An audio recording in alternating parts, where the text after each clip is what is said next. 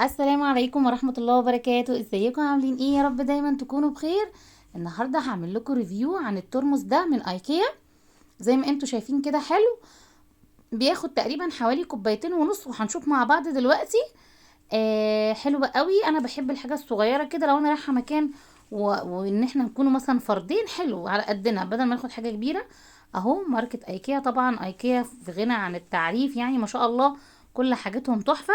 انا قريبتي عندها زيه، فعشان كده كنت حابة قوي ان انا اجيبه، والحمد لله جالي هدية يعني. فحلوة قوي. المهم ايه، هنفتحه مع بعض ونشوفه من جوه. انتوا عارفين حاجة ايكيا طالما اتفتحت ما بينفعش ترجع، فعشان كده الريفيو ده مهم ان انتي تسمعيه قبل ما تروحي تشتري حاجتهم يعني. بس طبعا حاجتهم ما شاء الله زي الفل، وهو من جوه استانلس وحلو قوي. الاول مره يشوف قناتي ما ينساش يشترك فيها ويفعل زر الجرس على الكل، عشان كل ما انزل فيديو جديد يوصلكوا اشعار بيه. ويلا نقول بسم الله. اهو بيتلف كده. حاجتهم كده ايه الجمال ده، ولا يصدي ولا اي حاجه. بتتكي على الزرار ده بينزل معاكي الميه او اي حاجه، شاي، نسكافيه، بيحفظ بالحاجه زي ما انتي حطاها. ومعاه كمان الكتالوج بتاعه اهو اللي انا بخرجه منه. اهو بتطلعيه، بس هو مش عارفه كان واقع كده. هو ورق بيطلع اهو بكل سهوله. تمام كده. اهو بصوا. انا صراحه مش هستخدمه في حاجه، انا عارفه كده كده طريقه استخدامه زي ما انا بقول لكم كده. اهو. تعالوا بقى كده نجيب كوبايه ونملى واوريكم هياخد قد ايه من الميه.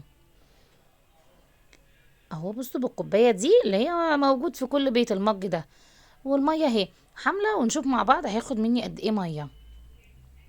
دايما كده واحنا بنعمل اي حاجه نسمي الله ونصلي على الرسول عليه افضل الصلاه والسلام. ودايما كده خلي الاستغفار في لسانك، والله بيرفع اي حاجه وحشه عننا. ربنا يا رب يعني يبعد عننا اي اذى، اللهم امين. اهي حطيت اول كوبايه، وهي الكوبايه التانية.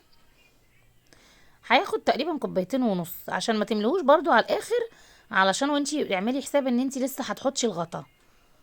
عشان انا مليت قوي راح نزل على الارض، فانتي خلي بالك. اهو بصوا. لا انا كده مليت كتير.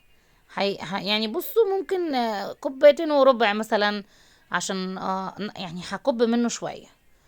بصي انتي اعملي حسابك انتي وجوزك، مثلا انتي وفردين، او انتي نازله لوحدك وعايزه تشربي مرتين كده. انا صراحه حباه عشان صغير كده، وكده كده بيجيبي واحد كبير وواحد صغير، ده ينفع في وقت، ده ينفع في الوقت في وقت. وممكن كمان تستخدميه لو ابنك بتستخدميه لي الببرونه بتاعته. حلو قوي وما شاء الله استلس من جوه. كنت بجيب الازاز كان بيتكسر. بصوا بقى لو انا عايزه املاه بتك كده في النص، ضغطه لتحت يقوم نازل. وبعد كده خلاص عايزه اقفله بضغط تاني ضغطه عشان يتقفل، وهم رابطه عليه. وما شاء الله محكم وزي الفل، وهيعجبكم جدا. تقريبا سعره دلوقتي ب 350 جنيه، انا مش متاكده، عشان هو صراحه جاي لي هديه من فتره، وانتوا عارفين الاسعار كلها ارتفعت. بس انا عملت لكم الفيديو ده وما نزلتهوش الا لما اجرب. ويا رب يكون الفيديو عجبكم، وقولي لي عايزين اعمل لكم ريفيو عن ايه تاني. ومع السلامه.